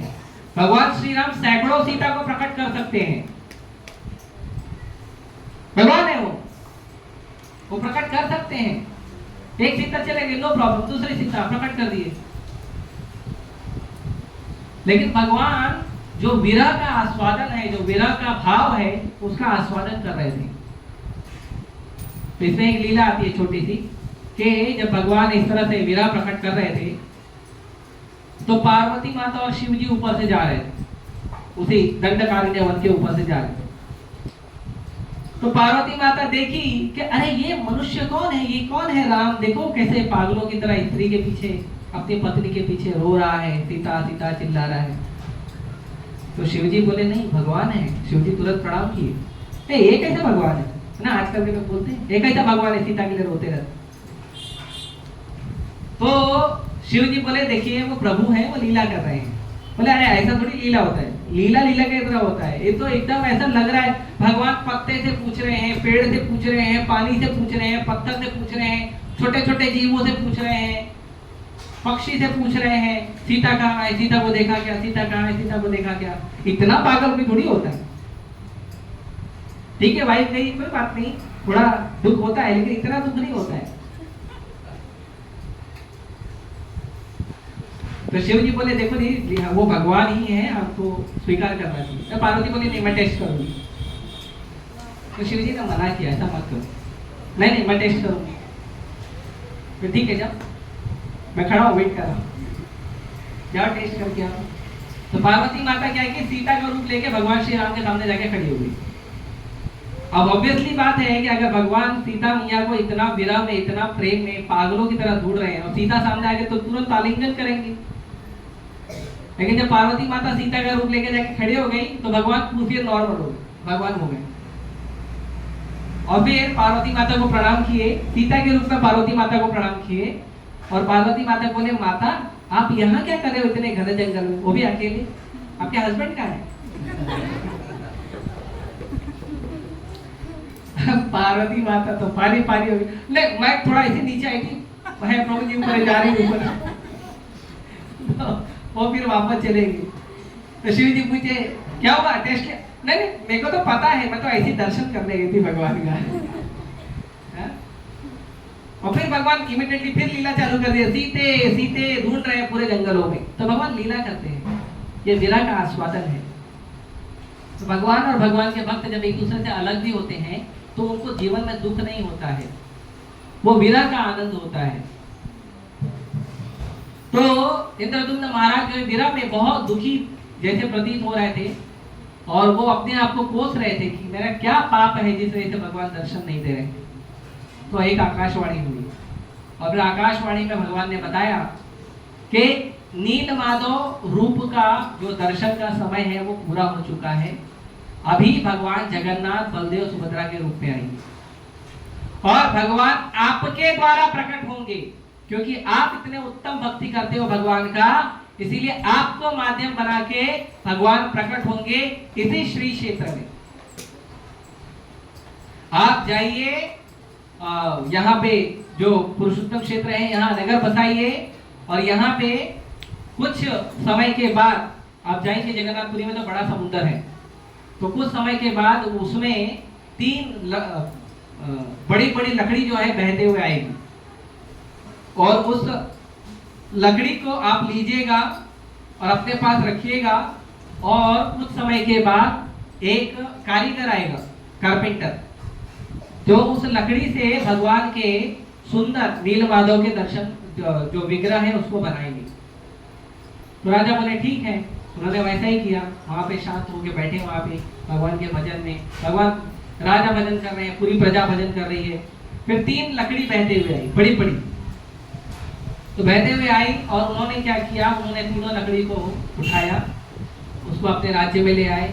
दूसरे दिन एक कारपेंटर आया और वो कारपेंटर बोला कि आपके पास कोई लकड़ी आई है, मैं उसका भगवान का विग्रह बनाने वाला हूँ, मुझे सेवा मिली है। वो कारपेंटर कोई और नहीं थे, वो विश्वकर्मा जी थे, क्योंकि भगवान के पर्सनल कारपेंटर हैं। भगवान का कोई भी काम वही करते हैं, चाहे द्वारका नगरी बनाना हो, चाहे सुदामा नगरी बनाना हो, चाहे भगवान के विग्रह बनाना हो, तो चाहे स्वर्ग बनाना हो, चाहे ब्रह्मांड बनाना हो, तो पूरा काम जो है वही कारपेंटर का वही करते हैं। पूरा कारपेंटर नहीं, पूरा सिविल काम वही करते हैं। तो विश्वकर्मा जी उनको बोले कि मैं बनाऊंगा। बोले ठीक है बनाइए। तो बोले लेकिन एक शर्त है। क्या शर्त है? शर्त ये है कि मैं जिस कमरे में बनाऊंगा उस कमरे में मैं और ये लकड़ी अकेले होने चाहिए, और कुछ नहीं। और कोई भी व्यक्ति उस कमरे में आना नहीं चाहिए। बोले हमको पता कैसे चलेगा कि आपका काम पूरा हो गया है? तो बोले जब आपको ठक ठक ठक ठक का आवाज आना बंद हो जाएगा, तब जो है आप समझ जाना कि भगवान के विग्रह तैयार हो गए। बोले ठीक है। तो विश्वकर्मा जी जो है अपना काम करने लगे और महाराज इंद्रदुम्न वो भूखे प्यासे भगवान का वेट कर रहे हैं कि भगवान का रूप कब प्रकट होगा, कब दर्शन करूंगा, कब प्रकट होगा, कब दर्शन करूंगा। वो दरवाजे के बाहर ही घूमते रहते थे माला लेके, हरे कृष्णा कृष्णा कृष्णा हरे हरे, हरे राम राम राम हरे। नाम जप करते करते वहीं आसपास दरवाजे के ही बाहर घूम रहे थे। तो पहले तो आवाज आ रही थी, कुछ समय तक आवाज आई, कुछ दिनों तक, कुछ महीनों तक आवाज आई भगवान की, टक टक टक टक टक टक करके आवाज आई। फिर आवाज एक दिन आना अचानक बंद हो गई। तो बंद हो गई तो ये समझ नहीं पाए कि पूरा हो गया है काम, नहीं हो गया है। हालांकि बोला था विश्वकर्मा जी ने, लेकिन विश्वकर्मा जी ने बोला था अगर किसी ने दरवाजा खोल दिया, काम हुआ हो या नहीं हुआ हो, तो मैं काम पूरा किए बगैर वहां से अदृश्य हो जाऊंगा। तो राजा को सब पहले तो रिहा नहीं गया, पहले तो थोड़ा प्रयास किया उन्होंने, थोड़ा और वेट कर लूं, पता नहीं काम हुआ है कि नहीं पूरा हुआ है। फिर एक दिन वो पूरी अधीरता से उन्होंने क्या किया, दरवाजा खोल दिया। तो जब दरवाजा खोला तो भगवान का चेहरा बना हुआ था, दोनों हाथ ऐसे बने हुए थे, हाथ का ये जो पंजा है ये बना हुआ नहीं था, पैर नहीं था। तो उनको लगा ये तो भगवान का रूप पूरा ही नहीं हुआ, भगवान अधूरे रह गए। और फिर से मैंने अपराध कर दिया, भगवान का रूप पूरा नहीं होने दिया। फिर वो आवरण अनशन पे बैठ गए, नहीं कुछ खाऊंगा नहीं कुछ पीऊंगा, ऐसे ही शरीर छोड़ दूंगा, दुखी हो गए। तो फिर से आकाशवाणी हुई, बोले राजन आप दुखी मत होइए, यही मेरा ओरिजिनल रूप है, जगन्नाथ बलदेव सुभद्रा सुदर्शन, यही ओरिजिनल रूप है। और इसी रूप में पूरा जगत, पूरा संसार जो है मेरा दर्शन करेगा। तो बोल ठीक है। तो अभी आगे क्या? तो नारद मुनि आए, नारद मुनि बताए देखो आपको ऐसा करना है, ब्रह्मा जी को बुलाइए, भगवान प्रकट हुए हैं तो भगवान का प्राण प्रतिष्ठा करवाना पड़ेगा, मंदिर बनवाइए, प्राण प्रतिष्ठा कराइए। तो महाराज इंद्रदुम्न ने क्या किए, भगवान को रख के मंदिर बना के चले गए ब्रह्मा जी के पास, ब्रह्मा जी को बुलाने के लिए। इतने प्रतापी राजा थे। हम लोग को तो एक देश से दूसरे देश जाने के लिए वीजा लगता है, उनको कोई वीजा नहीं लगता।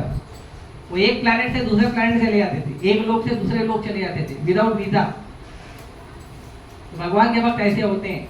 एक भक्त आप लोग सब जानते हैं, एक ऐसे भक्त हैं जो हर जगह घूमते ही रहते हैं विदाउट वीजा पासपोर्ट। हाँ, नारद मुनि, उनको कोई वीजा पासपोर्ट नहीं लगता है, वो किसी भी लोक में चले जाते हैं। और वो इतने पावरफुल है कि असुर लोक में भी चले जाते हैं, कभी कभी असुरों को भी दर्शन देते हैं।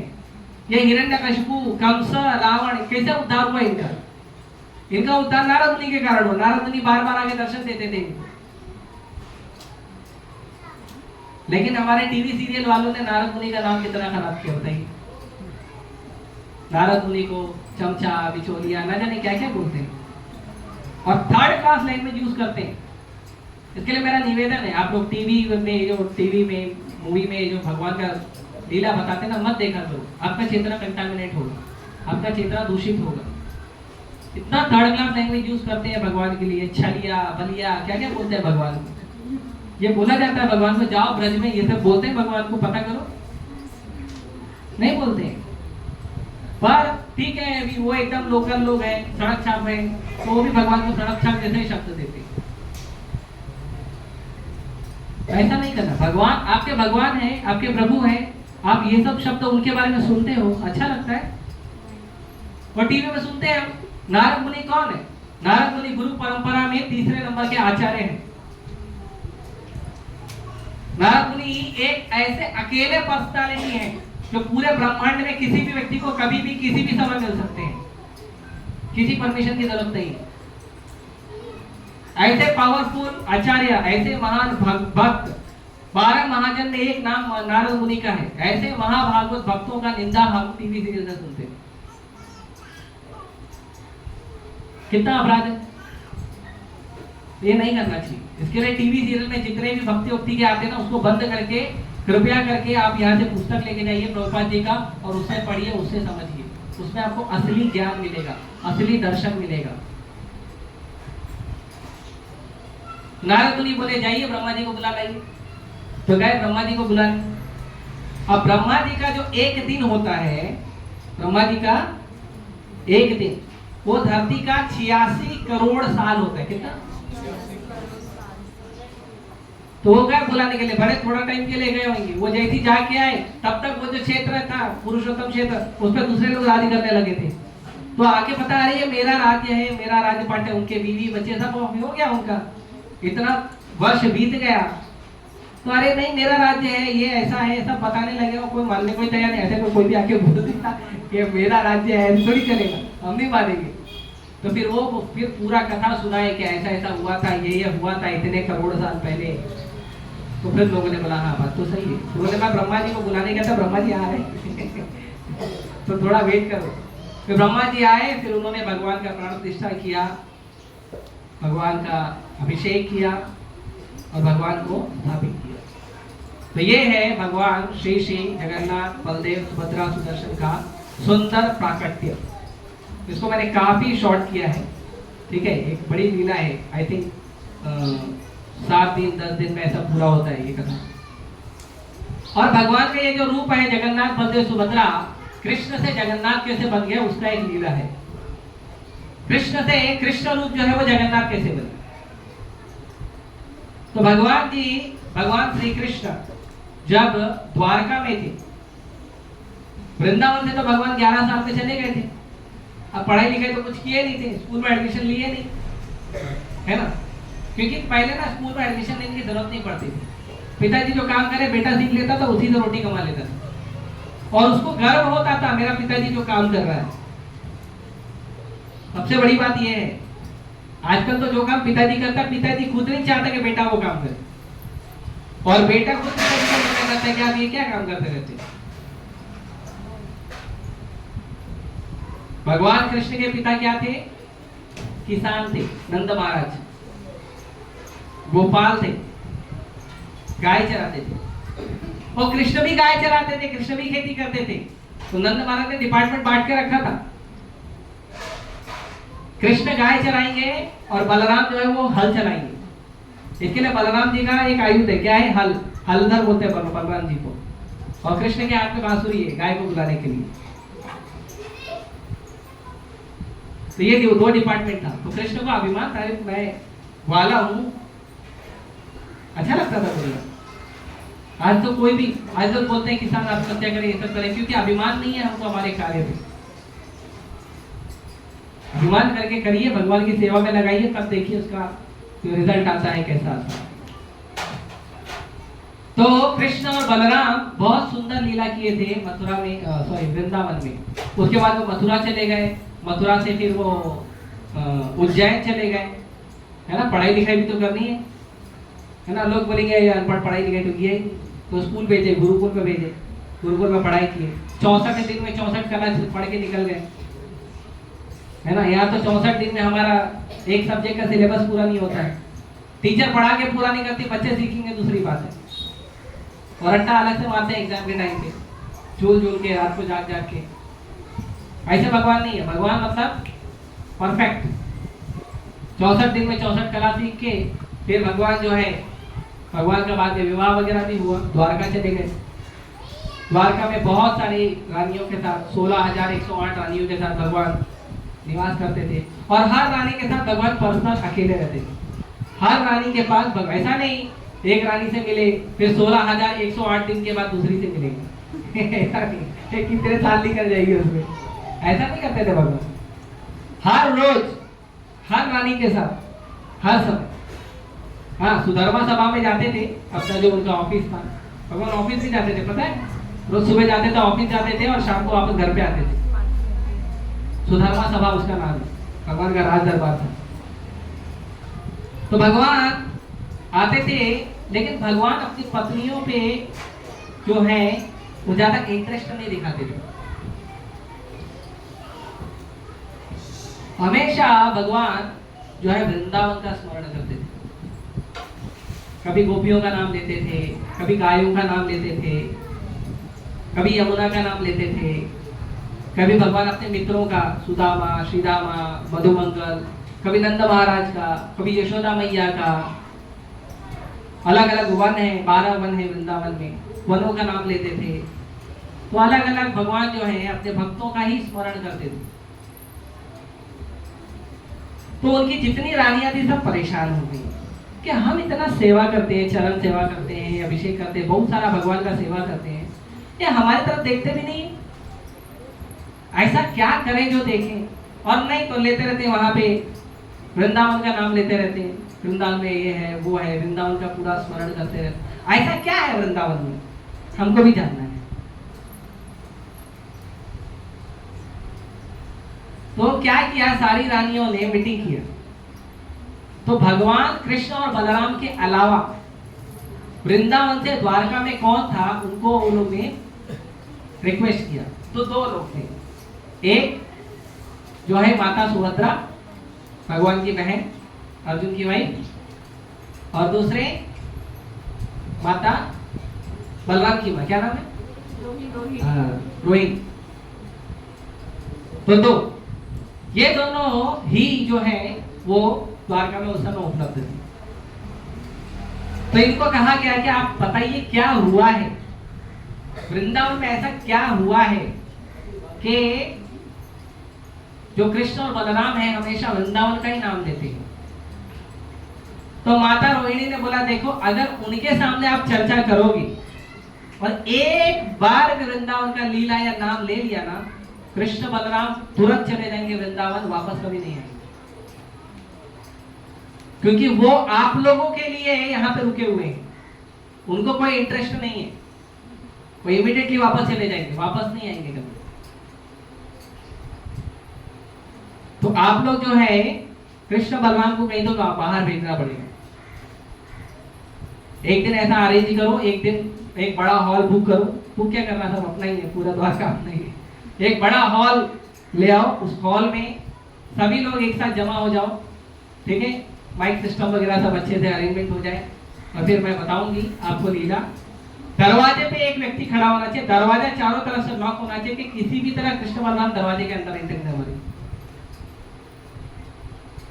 और एक दरवाजे पे सिक्योरिटी गार्ड खड़ा करना पड़ेगा। तो सब बोले हम तो नहीं खड़े होंगे, कौन खड़ा होगा?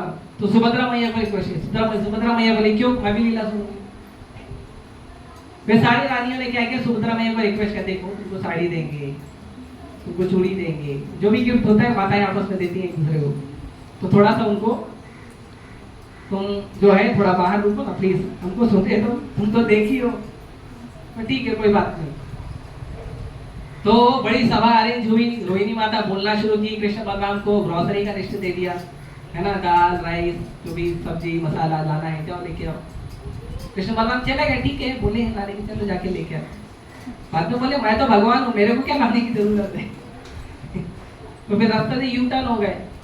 यू टर्न इसलिए नहीं हुए कि ये कारण है, यू टर्न इसलिए हो गए क्योंकि वहां कथा चालू हो गई। जहां कृष्ण की कथा होती है वहां पे कृष्ण को मजबूरन आना पड़ता है।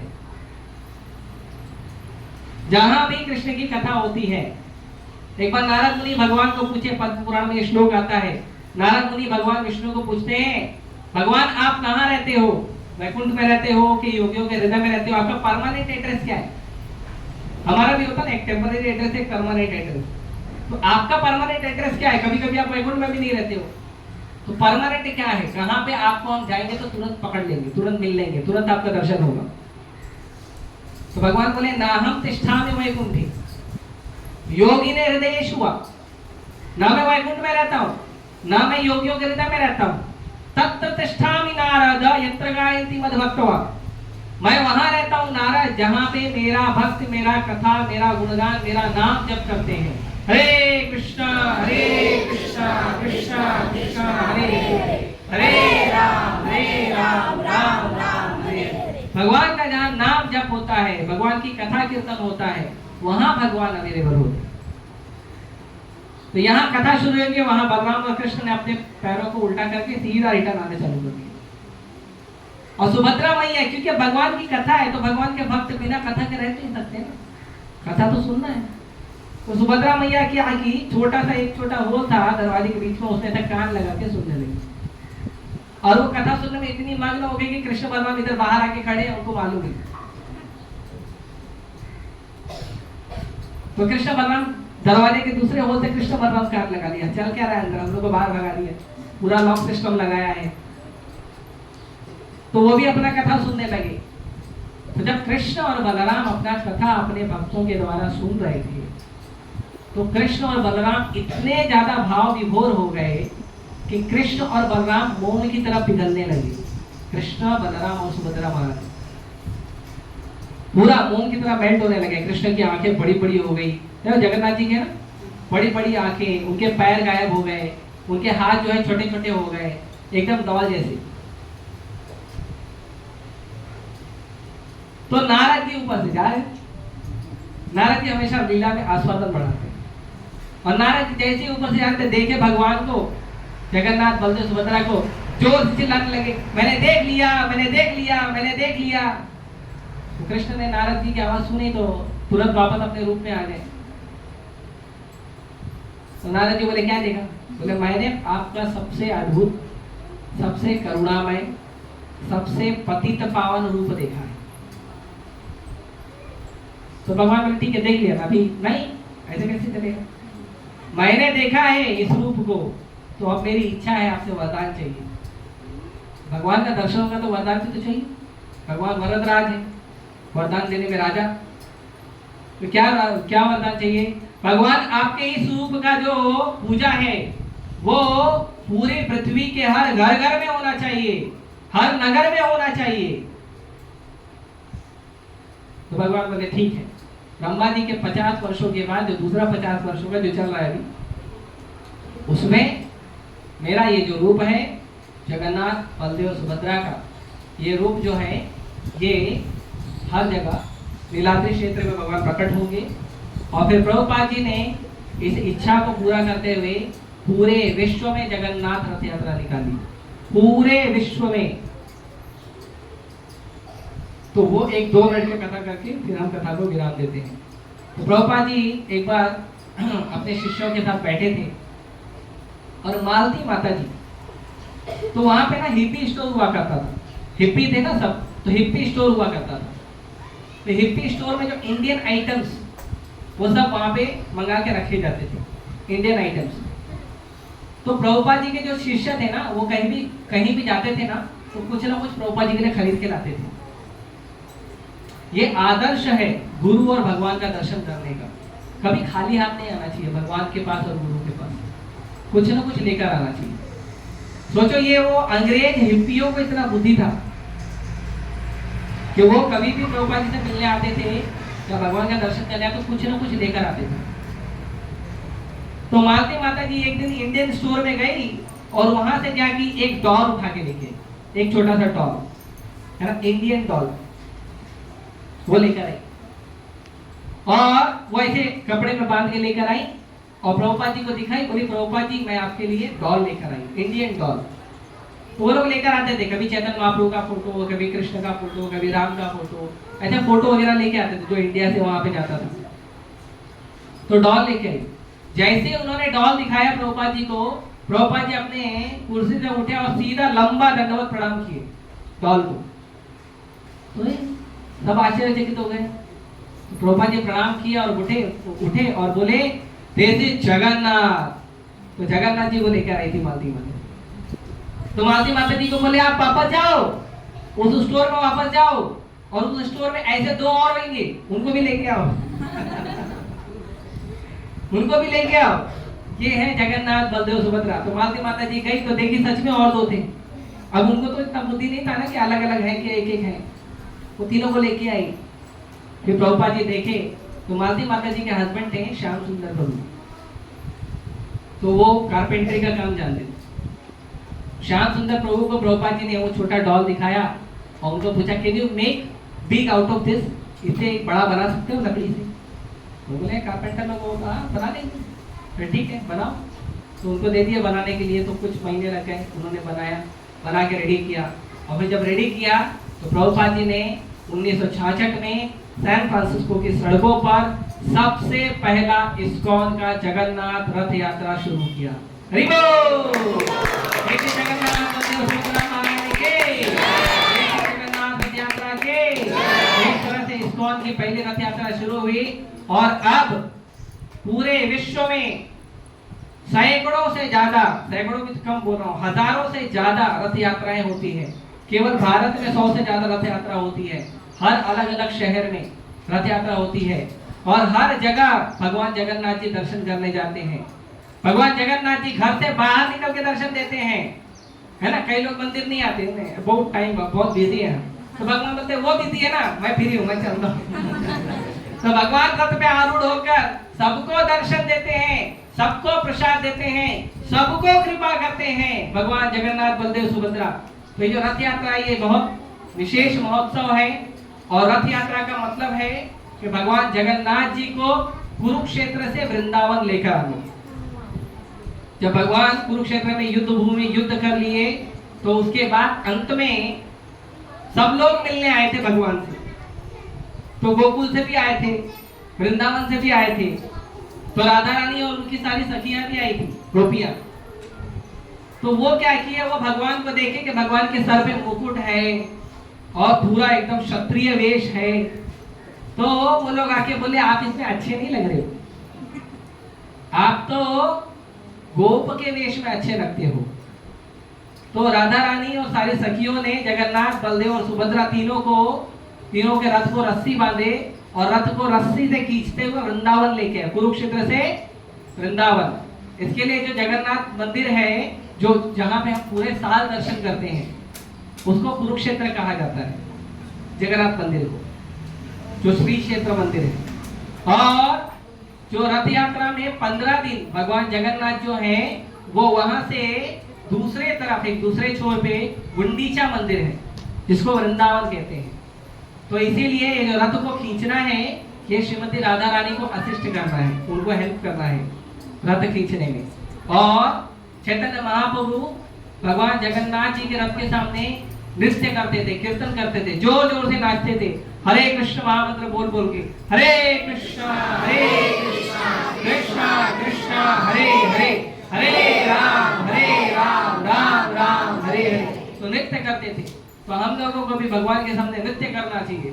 जब भी आप जगन्नाथ बलदेव सुभद्रा के सामने कीर्तन हो रहा हो तो नृत्य करिए, आनंद विभोर होकर भगवान के सामने नाचिए।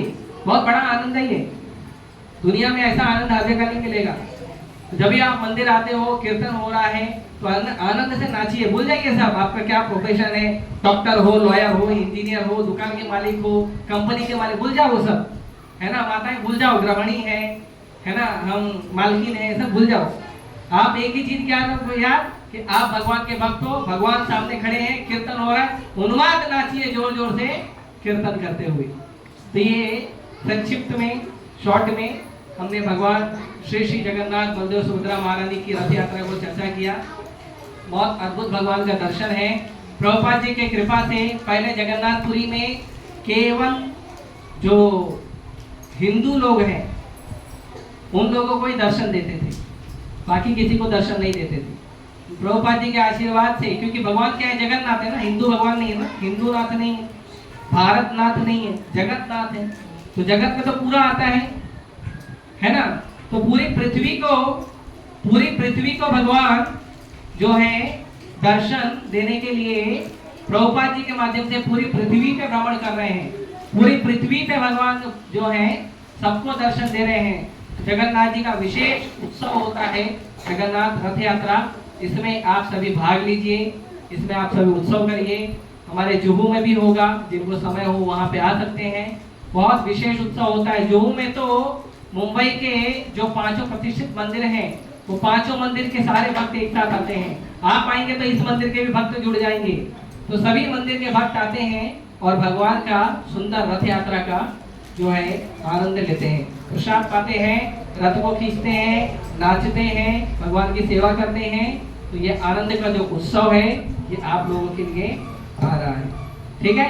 श्री श्री जगन्नाथ बलदेव सुभद्रा महारानी के, श्री श्री जगन्नाथ रथ यात्रा के, श्री पांडव निर्जला एकादशी के, श्री प्रभुपाद के। हरे कृष्णा कृष्णा कृष्णा हरे हरे, हरे राम राम राम हरे हरे।